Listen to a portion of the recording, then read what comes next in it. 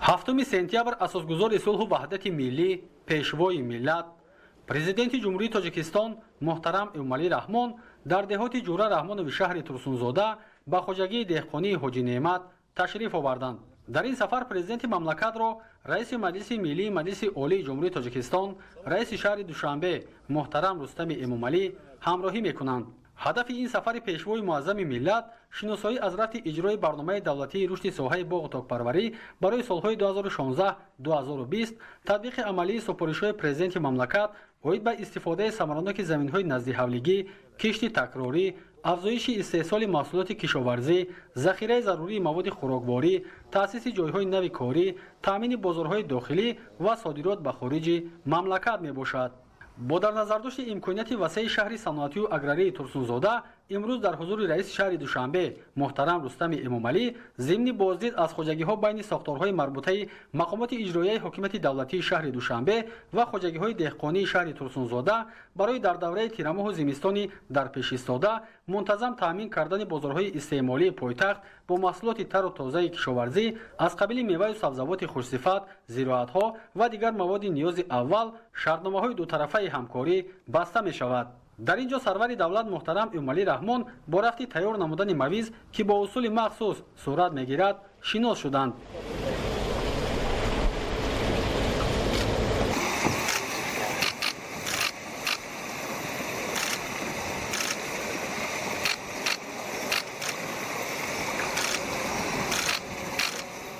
иттилоъ дода шуд ки чунин тарзи хушк намудани ангур дар ҳамкорӣ бо олимони соҳаи кишоварзии Тоҷикистону Ӯзбекистон ба роҳ монда шуда дар кишвар таҷрибаи аввалин ба шумор меравад.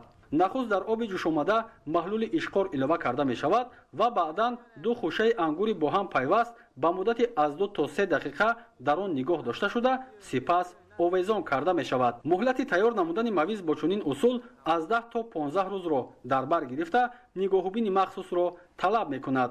пас аз сипарӣ шудани ин муддат донаҳои мавиз ҷудо карда шуда дар ҷои муайян то хушк шуданаш бо усули хос нигоҳ дошта мешавад. бо дар назардошти таҷрибаи аввалин будан деҳқонон имсол 10 тонна ангури навъи сиёҳи бедона ва чиликиро дар масоҳати 1 гектару 31 садяк замин овезон намуданд. соли равон ба мақсади иҷрои дастури супориши ҷаноби олӣ ба коркарди маҳсулоти худӣ дар назди хоҷагии истеҳсоли мавизро ба роҳ мондем. ба ин мақсад ба ҷумҳурии Ӯзбекистон сафар карда дар он ҷо таҷрибаи истеҳсоли мавизро омӯхтем. имсол барои таҷриба аз 10 тонн ангури нави ғалаба мавиз омода кардем. тахмин мекунем ки аз 10 тонн ангур 2 тонн мавиз гирем.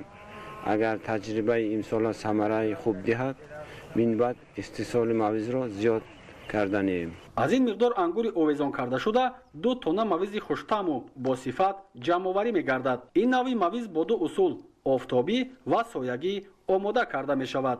бо дар назардошти иқлим ва шароити мусоиди кишвар заҳматкашони хоҷагии деҳқонии Ҳоҷи Неъмат усули офтобиро интихоб намуданд. ба ақидаи онҳо мавизи дар офтоб хушк карда шуда назар ба усули соягӣ зудтар омода мегардад ва хуштамъу босифат аст. ҳамзамон маълумот дода шуд ки ҳангоми тайёр намудани чунин мавиз ягон маҳлули кимиёвӣ истифода намегардад ва он аз лиҳози экологӣ тозаву безарар буда ҷавобгӯи талаботи бозори ҷаҳонӣ аст. ҳадаф аз ба роҳ мондани хушкнамоии ангур бо чунин тарзу усул ин рақобатпазир гардондани маҳсулоти истеҳсолии ватанӣ ва роҳ ёфтан ба бозори ҷаҳонӣ мебошад.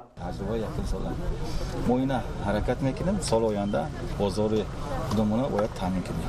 президенти мамлакат муҳтарам Эмомалӣ Раҳмон ҳангоми шиносоӣ аз ҷараёни бо усули нав хушк намудани ангур дар хоҷагии мазкур иқдоми соҳибкоронро шоистаи таҳсин хонда баҳри тақвият додани он ва ба даст овардани натиҷаҳои дилхоҳ дастуру маслиҳатҳои муфид доданд. қайд кардан ба маврид аст ки 4 бародарон аз оилаи Раҳматалиевҳо бо маслиҳати падарашон ҷиҳати саҳм гузоштан дар татбиқи яке аз ҳадафҳои стратегии давлат ва ҳукумати мамлакат таъмини амнияти озуқаворӣ ба тайёр намудани мавиз бо чунин усул машғул гардиданд. бачаҳои тарбия кардаги дар раҳмат ҷои корӣ хоб инам ҳунар ҳар кас карда наметавонад. хоҷагии деҳқонии Ҳоҷи Неъмат дорои 2 гектару 75 садяк замин мебошад ки аз ин беш аз 1 гектару 301 заминро масоҳати ангурбоғ ва боқимондаро кишти картошка, бодиринг ва помидор дар бар мегирад. Ба ҳамин тартиб ҳар қитъа замини хоҷагӣ самаранок истифода шуда маҳсулоти кишоварзӣ фаровон истеҳсол мегардад. Қайд кардан ба маврид аст ки сокинони заҳматқарини шаҳри Турсунзода дастуру супоришҳои пешвои муаззами миллатро сармашқи фаъолияти худ қарор дода баҳри иҷроиши он кӯшиши ҳамаҷониба ба харҷ медиҳанд. дар ин рӯз онҳо маҳсулоти гуногуни дар шароити хона омода кардаашонро ки иборат аз консерва ва меваву афшураҳо буд ба истиқболи президенти маҳбуби худ дар назди хонаҳояшон ба намоиш гузоштанд. шунидем ки ҳамин ҷаноби олӣ ҳамин рӯзоба мебиёд ҳамин қишлоғи мо ба барои ҳамин мо ҳамин тайёрӣ ҳамин 2 ҳафта пеш тайёрӣ дида истодем ҳамин тозагӣ ба хоб кӯчату дигар гулпул шинондан ба дарахтҳои шинондан ба кардем.